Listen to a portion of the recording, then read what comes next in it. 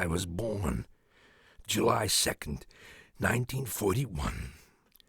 You'd better say my nose was born that very day.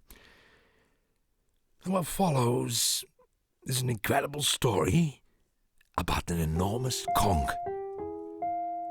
At first, my mother had the impression that she gave birth to the penis of my father, but it turned out to be me. My father and mother loved me dearly. It seemed they accepted me and my nose. My first contact with nature was a disaster. But it was beyond my control, you know. When I grew up, I had a hard time. I realized I was different. Children were teasing me all the time because of my oversized organ. I hated my looks. My puberty was a terrible period. I'll spare you this nightmare. In my 20s, I felt much better. I got a nose job as a fisherman. For the first time in my life, I respected myself. I noticed all women were attracted to me. I didn't know why. Until I had sexual intercourse for the first time. It was because of my very nose.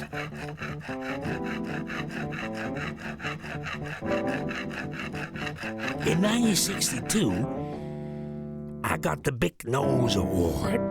I was so proud of my nose that time. Children loved to play with me and my nose. My organ of smell produced way too much mucus.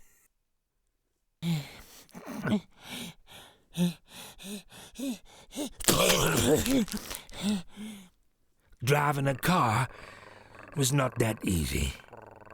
But I could live with that, you know. Then I got nightmares. Noses were growing out of me in all directions. Once I had a dream I could fly. It was great. I felt free like a bird. But soon, it turned out to be a disaster again. And then, the ultimate nightmare. I got drawn by a mucus tsunami. The whole world disappeared in green slime. Help me! The turning point came. It was a complete nose impotence. I couldn't hold the damn thing straight any longer than 5 minutes. My sex life was ruined.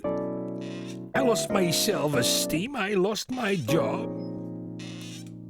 My love-hate relationship towards my nose turned into a real hate relationship.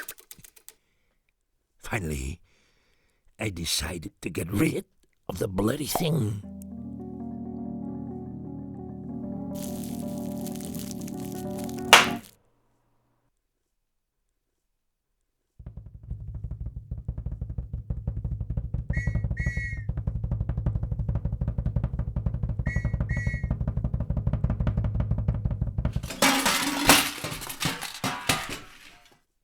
Then,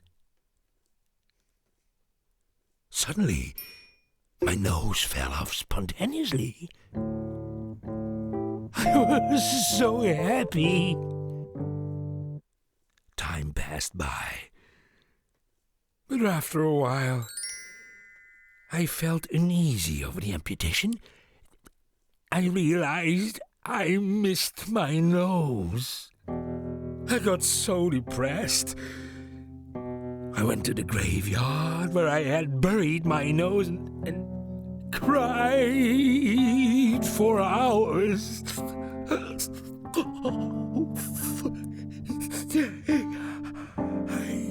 pray to God to give me back my nose.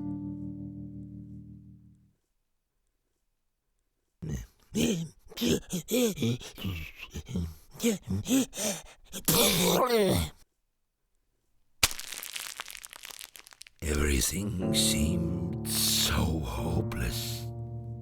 I couldn't think of anything else than the loss of my beloved nose.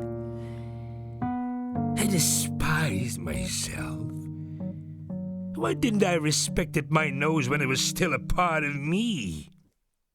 On November the 5th, 2001, it seemed my prayers were heard. This was the nose I was looking for. The prosthesis in the shop window was a real bargain. €10 for the kind of money you couldn't fix one yourself. I felt so happy. It was me again. I felt complete.